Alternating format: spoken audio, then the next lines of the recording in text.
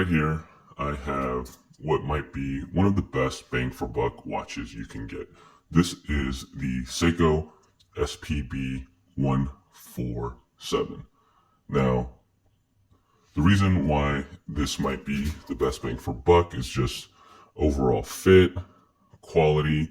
I got this because I was looking for something similar to a Black Bay 58. I already have a Black Bay 36, so I didn't necessarily want to go with a Tudor.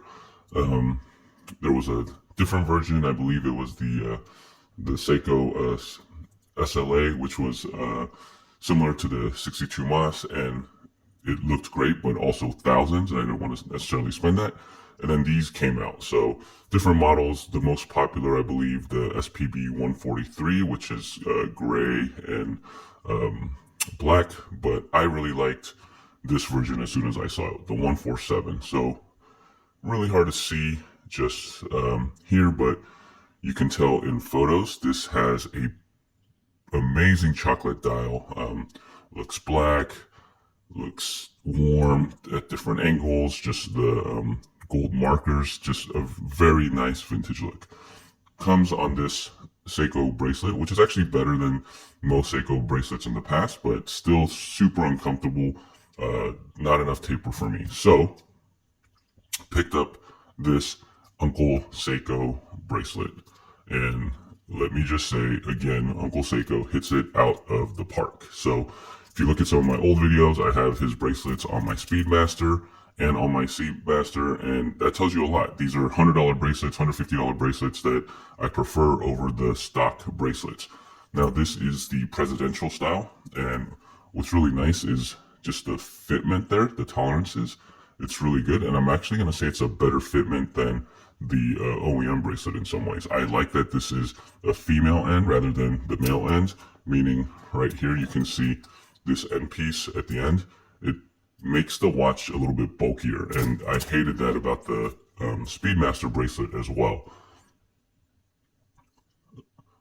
Screw pins, so super easy to resize and remove. I do wish the clasp was the older vintage press clasps. I know people don't like those, but I actually do prefer those. I think it just adds to the vintage look and feel of it, but a great taper from 20 to 16. And this is, the watch itself is coated with the Dia-Shield, which makes it nice and almost like a mix between steel and titanium in some ways. And I know people were saying, well, then does the color match? But as you can see right there, I mean, you can't really tell. It looks amazing, and again, the feel of this is amazing. So let me put this on the wrist.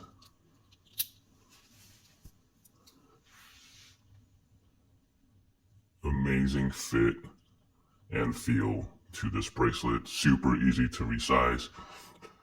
He sends you the fat Seiko spring bars as well. So amazing bracelet. So I'll put a link down in the description below if you want to pick one of these up. Highly recommend it over the stock bracelet, and you'll see why in just a second. So again, this watch is it's being called a strap monster in the sense that you can put it on anything and it looks amazing. So I have a variety of straps, from formal leather to the OEM rubber, stock steel, as well as different fabric and NATO straps. So I'm going to put it on all these different straps so you can kind of take a look at what this looks like. So here we have it on the OEM bracelet, and again, it is a nice bracelet. It looks good, it feels way better than the standard Seiko bracelets, but what I do not like, again, is this taper. It's not enough of a taper. I think going down to a 16 would have been much better. And this end piece right here, it just looks awkward where this comes out, bulges out a little bit, and compared to the Uncle Seiko, which had the female end so that you don't have this bulge, it just doesn't look as nice, in my opinion. So, like, if you look at it from this angle, I much rather prefer the Uncle Seiko. But again, the bracelet itself, there's nothing wrong with it in the sense that it is a perfectly comfortable bracelet that you can wear. Seiko did a good job on this bracelet. It's just not what I prefer to put on this watch. Okay, so here it is on the stock Seiko bracelet. Keep in mind for this model, the 147, it does not come with this bracelet, so you do have to get it separately. It comes with that rubber strap. It is a good bracelet, looks good. It's just, I don't like the taper of it. I wish it was bigger. And these male end links, I am not a fan of these male end links. It makes, like from this angle, you can kind of see it pop out right there. Much rather prefer the female end link styles from Uncle Seiko, as well as the more aggressive taper. So when you purchase the watch, it does come on this nice rubber bracelet. It is really comfortable for a rubber bracelet. I like the way it feels, the little texture right there. Even on the inside, you have a little bit of that texture, so it doesn't feel like it's sticking to your skin. Really just comfortable, perfect for maybe the warmer weather. I do wish the keeper was just a standard rubber keeper. I do like that it's Seiko, but you know, sometimes it does like scratch into things a little bit, so just keep that in mind. But you know, overall for a rubber bracelet, one of the better ones that do look and feel pretty good. The next series of straps are ones from Crown and Buckle. This is their Supreme NATO. Texture on it is really nice, feels very comfortable. Notice that though this is a single pass, I cut the underside of this NATO. It was just a little bit too thick for my liking as a regular NATO, but as a single pass, it does reduce the height of it, and it does look and feel really good. So this is the Crown and Buckle Supreme NATO. Next is the Crown and Buckle Chevron straps. These straps are very similar to the fabric straps that come with the Tudor Black Bays.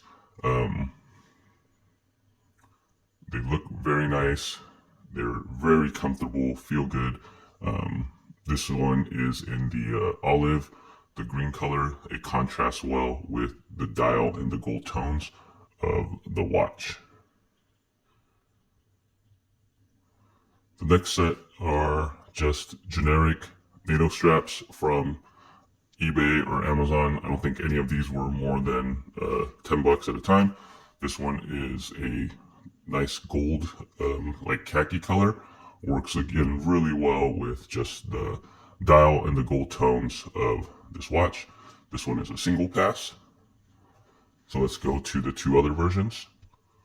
This one is more of a fatigue green, not quite as dark as like the olive, like OD army green.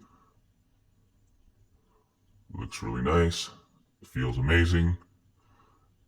And again, you can just see why this watch is a strap monster. This is almost, I think it was called a sea green or a pine green. There's almost a bluish tint to it. So just putting it right next to here, you can see now where there's a little bit of that change in tone, but looks really good with the watch. Doesn't match as well with the gold tones, but it goes well with the steel parts of it. So it's a little bit of a cooler look for this watch. And they say leather doesn't work on dive watches, but when you have this watch, it actually works on almost anything. This is a oxblood leather strap from Worn and Wound. I believe it is Cordovan leather.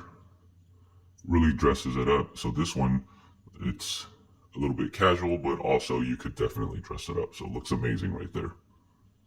And if you want to go for the full dressy look right here, this is a Rios Cordovan honey brown strap. Probably the most dressiest version.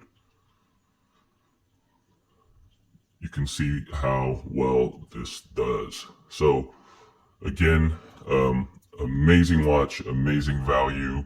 You can see some of the other videos for different reviews of like the movement, things like that, but just in terms of the aesthetics of it, basically a strap monster, works on anything, but if you are going bracelet, highly recommend the Uncle Seiko or Uncle Straps version of it. Just amazing fit and quality.